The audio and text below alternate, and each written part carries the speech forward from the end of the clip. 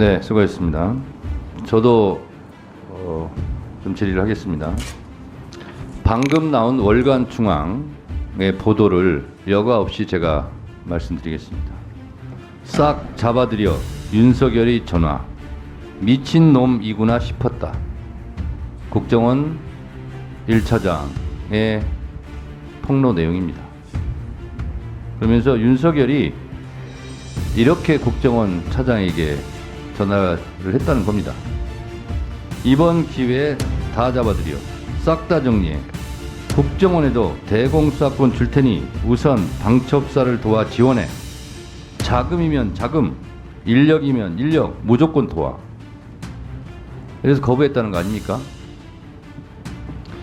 자, 본부장관님. 예. 이것이 사실이면 국정원에게 대공수사권을 부여하고 말고는 국회 소관 사항이죠. 법으로 해야 되죠. 현재 그렇게 되어 있는 것으로 알고 있습니다. 대통령이 절대 왕정 시대의 왕입니까? 입법, 행정, 사법을 자기 마음대로 다 휘두를 수 있습니까? 무슨 재주로 국회 권한을 로 되어 있는 법 개정까지 본인이 이렇게 다 주겠다고 합니까? 이게 적어도 월권이죠. 법을 개정한 후에 해야 할 일이라고 생각합니다. 그렇습니다. 아니, 대통령으로부터 임명받은 국정원 제1차장도 윤석열 대통령에 대해서 미친놈이라고 지금 표현하고 있어요. 근데 국정원 차장만 이렇게 생각하느냐? 아마 상식적인 생각을 갖고 있는 국민 대부분이 다 이런 생각이에요, 지금. 이게 정상이냐? 미치지 않고서 어떻게 이런 일을 저지를 수가 있느냐? 이렇게 생각하는 것이 대처적인 국민들의 정서일 것이다, 이렇게 생각합니다. 제 얘기를 조금 드리겠습니다. 저는 텔레비전을 보고 있다가 갑자기 화면이 바뀌면서 윤석열 대통령의 무도한 반국가 세력이라느니 무슨 소굴이라느니 이런 말을 들으면서도 왜 그러지 믿지 않았어요. 비상계엄을 선포한다는 얘기를 듣고 솔직히 살 떨렸어요. 이재명 대표에게 바로 전화했어요. 집에서 나오셔야 된다고, 피신해야 된다고. 그때 이재명 대표의 첫 반응이 이거였어요. 아, 그거 딥페이크 아니에요? 이거였어요. 아, 설마 그럴 리가 있겠어요? 그래서 제가 그랬어요. 실제 상황입니다. 빨리 집을 나와서 피신해야 됩니다. 그리고 저도 수행비서에게 바로 전화해서 집으로 바로 오라고 했어요. 그리고 곧바로 집을 빠져나와서 국회 담장을 제가 넘었습니다. 국회를 360도 빙빙 돌았는데 출입문을 다 봉쇄했어요. 그럼에도 불구하고 일단 본회의장을 가야 된다. 빨리 이것을 해제 의결을 해야 된다. 그래서 국회 후문 쪽 운동장 담을 제가 뛰어넘었습니다. 수행비서도 나중에 들었는데 뛰어넘으려고 했는데 경찰이 막았대요. 그러니까 저 혼자 본청 앞까지 걸어오는데 그 길이가 굉장히 길었어요. 속으로 그런 생각했습니다. 계엄군들이 본청 정문을 에워싸고 있으면 나는 체포를 당하러 가는 건데 이렇게 가는 것이 맞나? 이런 생각이 들었습니다. 그렇지만 본청을 향해서 갈 수밖에 없었어요. 제가 비록 잡혀갈지라도 가야 된다고 생각했어요. 많은 국회의원들이 그런 두려움과 분노, 치떨림을 안고 본청을 향했습니다. 저는 88년 안기부에 연행돼서 4시간 동안 을지로 이름도 알지 못한 호텔 방에서 수도물이 콸콸 틀어진 물고문의 위협 상태에서 4시간 동안 팬티바람으로 수건으로 눈을 가린 채 4시간 동안 고문 폭행을 당했습니다. 그때 생각이 막 나더라고요. 그렇지만 본청으로 갈 수밖에 없었습니다. 비록 잡히더라도 가야 되겠다. 많은 국회의원들이 그렇게 생각했습니다. 저희 국회의원들 지금 오늘 증언을 보더라도 다 잡혀갈 뻔했어요. 특히 저는 체포 대상에도 포함이 되어 있네요. 잡혀가면 무작정 때렸을 거예요. 무작정 폭행했을 거예요. 왜? 길을 죽이려고. 속성이 그렇게 되어 있습니다. 이재명 대표도 저도 우원식 의장도 가자마자 아마 집단 폭행을 당했을 겁니다. 기를 죽이려고 그렇게 해요. 자, 국회의원들 그런 공포감이 있었지만 다 본청으로 들어왔습니다. 저희 다 잡혀갈 뻔했어요. 그렇지만 역시 위대한 국민들, 시민들이 계엄군을 막아서서 시간을 확보할 수 있었고 비상계엄 해제 요구안을 의결할 수 있었습니다.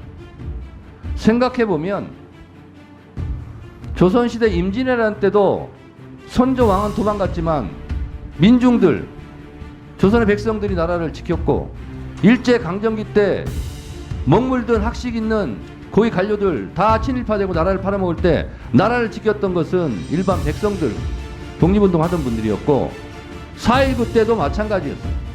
일반 시민들. 광주 5.18 때도 전두환, 노태우 군부 일당들이 광주를 학살할 때도 광주를 지켰던 것도 일반 국민 시민들이었고 6월 항쟁 때도 호원철폐 독재타도 이 나라를 구한 것이 일반 국민 시민들이었고 이번 12.3 비상계엄 내란 사태 때도 결국은 국회의원들이 의결할 수 있도록 도와줬던 것은 일반 시민들, 국민들이었어요. 제가 말하고자 하는 바는 일반 시민들, 국민들도 이렇게 하는데 여러분들은 뭐 했냐 이거예요. 일반 시민, 국민들이 몸으로 막았을 때 법무부 장관 이건 아니라고 얘기했어야 되는 거 아니에요? 대법관을 하고 있는 법원 행정처장 이거는 위헌이라고 즉각 발표했어야 되는 거 아니에요? 그 말하기 좋아하는 헌법재판관들 다 뭐하고 있었어요? 헌법재판소에서 재판관들이 이건 위헌이다, 즉시 중지해라, 이렇게 성명 한 줄이라도 빨리 냈어야 되는 거 아니에요? 일반 국민들보다 여러분들이 못하다는 겁니다. 더 공부 많이 하고 출세한 사람들이, 월급도 많이 받는 사람들이 왜 그 모양이에요? 1분 더 넣으세요. 오늘 제가 화가 나는 것은 진정으로 반성하고 있냐 이거예요.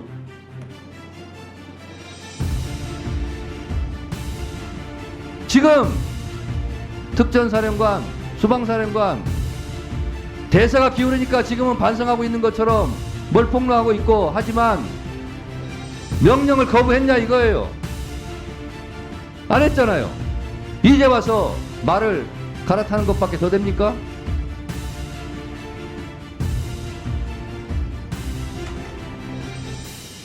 국방부 차관도 이제 와서 대세가 기우니까 이런 조치들 하는 거 아니에요. 검찰 이러니까 무슨 특수본 꾸린다 뭐한다 하는 척 하는 거 아니에요. 윤석열이 지금 펄펄 살아있고 힘 있으면 여러분들 이렇게 할 거예요? 안 할 거잖아요. 정말 솔직합시다. 역사와 국민들을 두려워할 줄 아는 그런 고위 관료들이 좀 되시기 바랍니다. 알겠습니다.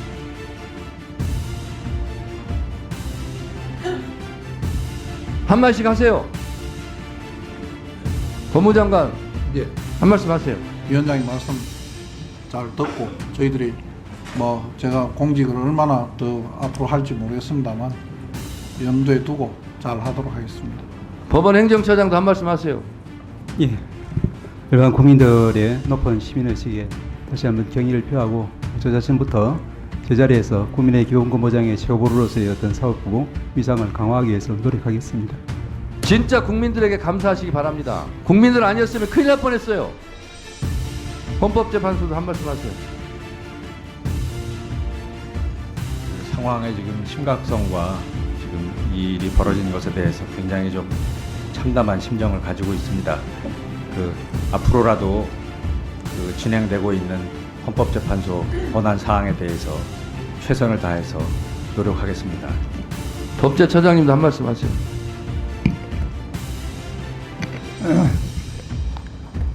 예, 계엄의 여건과 관련해서는 이미 국회가 다른 의견을 가지고 계엄 해제 요구를 했고 그 해제 요구에 따라서 해제가 돼서 일단은 그 부분은 정리가 되었습니다. 그 이후에 이것과 관련해서 어떤 책임을 질 것인가에 대해서는 우리 헌법이 여러 가지 절차를 마련하고 있고 그에 따라서 절차가 진행되고 있는 것을 알고 있습니다. 그 절차를 조용히 기다리면서 행정기관장으로서 공무원들이 소속 공무원들이 동의하지 않게 잘 다뤄보겠습니다. 예. 역시 반성과 잘 사과는 들었습니다. 없으시군요. 오동훈 공수처장도 오늘 한마디도 안 하시는데 한 말씀 하세요. 헌정 질서 중단을 회복시켜주는 국회의원님들과 국민들 경의를 표합니다. 그 나머지에 대해서는 수사기관의 그 수장으로서 수사로 또 말해주고 싶습니다.